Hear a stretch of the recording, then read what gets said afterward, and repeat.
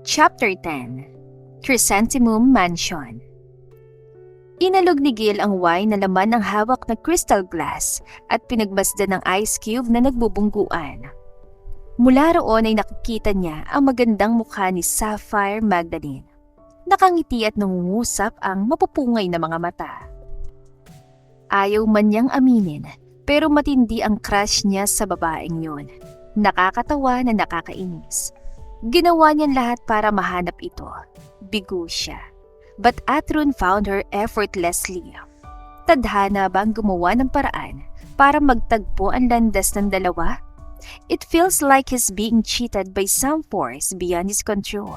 It's disgusting. Lumagok ng alak si Gil at umalis sa pagkakasandal sa malaking haligi. Humakbang ang binata palabas ng heavy glass door. At saglit na nahinto ng matanaw sa may pool ang chairman.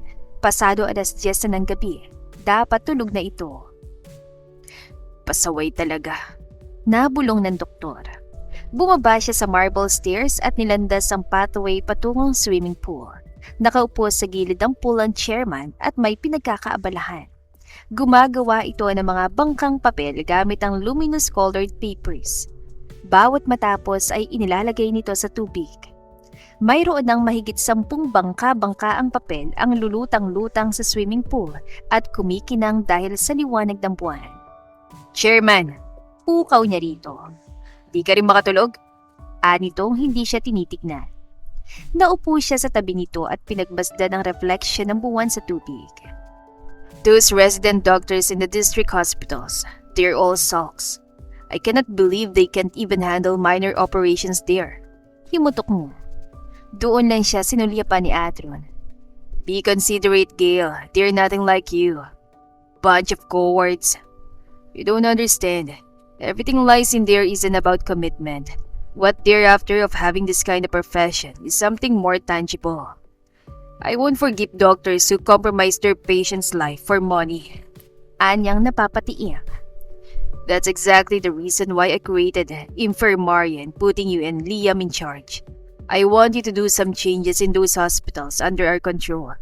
Once we succeed, the rest of the world will definitely follow. Thank you for the trust.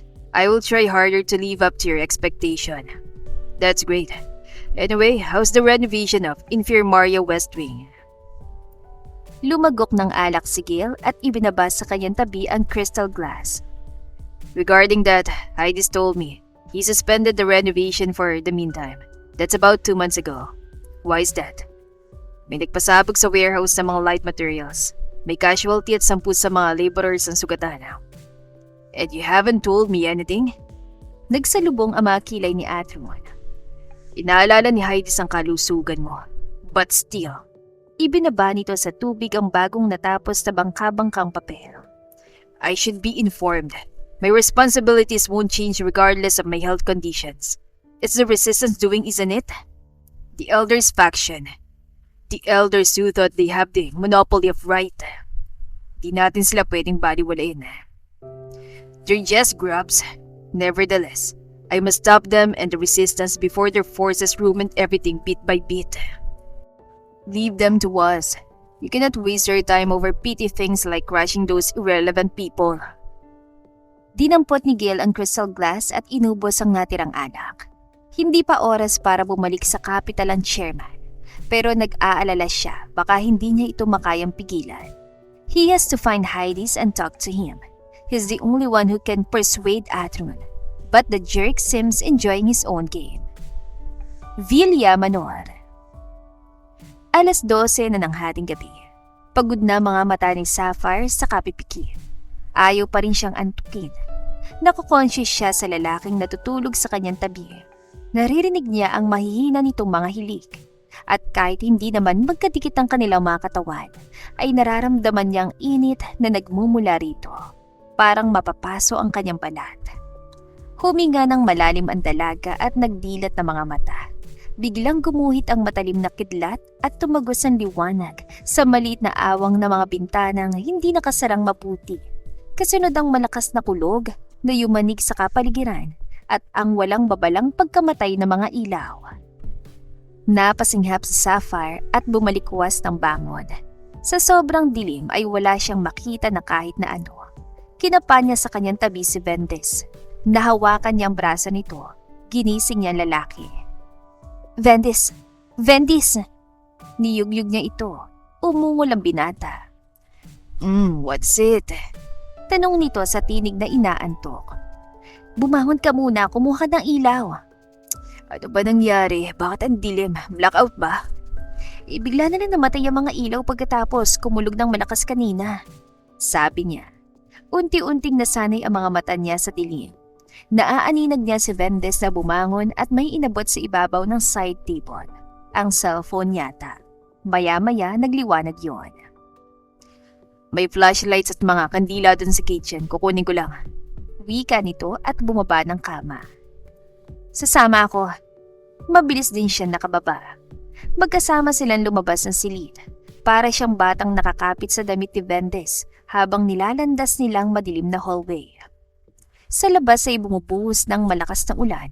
Wala na ring tigil ang pagkulog at pagkidlat. Nakaramdam siya ng takot. Hindi ka ba nakatulog na mabuti? Hinawakan ni Vendes ang kamay niya at banayad na pinisil. Hindi siya tumutol. Naninibago lang ako. Sabi niya. Ikaw naman, parang sanay na sanay ka matulog na may babaeng katabi. I seldom sleep without a woman in my bed. He answered plainly. He must be very popular with the girls. Hindi ba halata? Halata, ang kayabangan mo. Tumawa ang lalaki. Bakit feeling ko nagsiselos ka? Feeling mo, hindi ako nag-aalaga ng ganong vigor sa katawan ko. Lalo ito natawa. Narating nila ang hagdanan na magkahawak kamay pa rin. Nagtuloy sila sa kitchen. Binitiwan siya ni Vendes at tinunto nito ang cabinet. Binuksan. Nilabas ito mula sa loob ang emergency light at 3 malalaking kandila. Binuksan ng binata ang emergency light matapos itong iabot sa kanya ang mga kandila. Muling gumuhit ang matalim na kidlat na sinundan ng malakas na kulog. Napapidlag siya. Parang nayayanig ang buong villa. Umusod siya at sumiksik kay Vendes. Scared? Sinara nito ang cabinet at kinuha sa kanya 2 sa 3 kandilang hawak niya. It's not like you to be scared with lightning and thunders. Komento nito. Hindi siya nagsalita. Habang palabas sila ng kitchen ay mahigpit siyang nakakapit sa braso ng lalaki. At sa tuwing kikidlat at kukulog ay sumusubsob siya sa balikat ito. Isipin na nitong gustong isipin. May mga candle holders sa hallway. Doon inilagay ni Vendes ang 2 kandila at sinindihan sa lighter. Si Eddie kaya? Anya. Don't worry, he's fine. Bumalik sila sa kwarto niya. Pagdating doon ay agad niyang isinara ng mabuti ang mga bintana habang ang binatay naghahanap ng mapagtitirikan sa kandila. May natagpuan nitong kandilero sa pinakahuling drawer ng side table. Doon ito inilagay ang kandila. Ipinatong ang kandilero sa ibabaw ng mesita at sinindihan sa lighter ang kandila. He turned off the emergency light. Nagtungo siya sa kama at naupo doon. Bigla siyang gininaw. Kinikilabutan siyang hindi niya mawari. If you're still afraid, you can ask me to hold you. Now it's obvious that he's teasing her. Gusto niya itong sipain. Never mind, thank you na lang. But I can handle this fear. You're acting fine but I know you're shaking. Come on, say it. Nahiga na ulit ito. I'll be fine. Nahiga na rin siya. Hinapit niya ang kumot at tinalikuran ng lalaki. He came closer. Then she felt his arms surrounded her from behind. Itigil mo yan kundi tatamaan ka sa akin. Babala niya. Come on, Sapphire. Stop protecting yourself from me. You should trust me. I won't do anything against your will. Hindi nito inalis ang braso sa pagkakayakap sa kanya. Hindi siya kumipo. Ang yakap na yon ni Vendes ay nakakapagdulot sa kanya ng kapayapaan kahit na papano. Unti-unting nawala ang takot niya at ang init ng katawan ng lalaki na nanunuot sa bawat himaymay ng kanyang laman ay inaalis ang nadarama niyang ginawa. Humarap ka sa akin. Anas ito. Pumihit siya. Humarap dito. Huwag kang mag-isip ng kung ano. For all you know, iniingatan ako ni Ray. Kahit engaged kami, hindi niya sinubukang He didn't touch you inside, I know that. And I admire his patience. Ray must have loved you so much. Hinagkani siya ni Venti sa noo. Matulog na tayo. Tumango siya at ipinikit ang mga mata. Kung mahal siya ni Ray, makikinig ito sa kanya. Kung mahal siya nito, hindi ito pupunta ng Nephilim City para lang mamatay. Kung mahal siya nito, hindi siya nito iiwan. Ibinaon niya ang mukha sa dibdib ni Vendes. Sa unang pagkakataon, mula nang mawala si Ray, nakatulog ng mahimbing si Sapphire habang nakakulong sa mga bisig ng ibang lalaki. Melendres Portal. Itinabi ni Gail sa shoulder ng daan sa sasakyan at bumaba. Natanaw ng doktor ang chairman sa may guardhouse, kausap ang mga gwardiya. Suot ito ang puting jogging pants, sweater na halatang basang-basa na ng pawis at running shoes. Hindi pa pumuputok ang araw nang umalis ito kanina para mag-jogging. Now, it's 7:30. Kinalimutan na naman yata nito ang breakfast at ang mga gamot na kailangang inumin sa oras. Seems like he's having a good time talking to the security guards. Napapailing na lamang si Gail. Kung sa bagay, kapag bumalik na sa capital si Atrun, tiyak mawawala na ito ng panahon para sa mga ganoong bagay. Malamang kahit ang ngumiti ay hindi na nito magawa. Kaya tama lang siguro na pagbigyan niya ang chairman habang may natitira pang konting oras para makapaglibang ito. Banayad ang hakbang na lumapit ang doktor. Nakita siya ng mga gwardya. Good morning po, Director. Magkakasabay-sabay na bati ng mga ito. Good morning. Ganti niya at tumingin kay Atrun. Good morning, Chairman. Bati niya rito. Hi, Gail. Ngumiti ito. If you're done here, let's go back. Tumango ito at nagpaalam sa mga gwardya. I'm having fun, boys. Let's do this again some other time. Anytime po, Chairman. Nandito lang po kami. Sabi ng head guard. Habang naglalakad patungo sa sakyan ay kinapa niya ang likod ng chairman. Basang-basa ng pawis tulad ng hinala niya.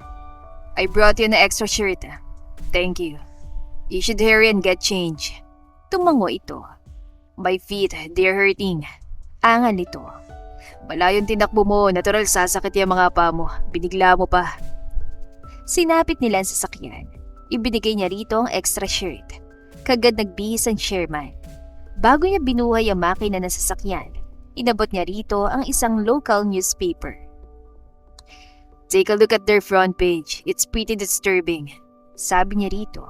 Kinuha ni Atro ng pahayagan at sinilip ang front page. Chairman ng Andromeda Conglomerate, nakitang may date. Parami nakakitang kahawak kamay mo siya habang nasa market kayo. Disturbing nga. Napahawak ito sa batok. Pinausa ni Gail ang sasakyan. This would create a ruckus. Magpatawag ka na ng press conference so you could clarify this issue. No, let everyone believe what they want. I wouldn't give a damn about it. But the resistance, especially the resistance and the people behind them, I have to make them realize the Andromeda head would never bow down to them. He smiled in spite of the controlled anger in his blue eyes. He might not be a cruel chairman, but he is the most handful and stubborn of them all.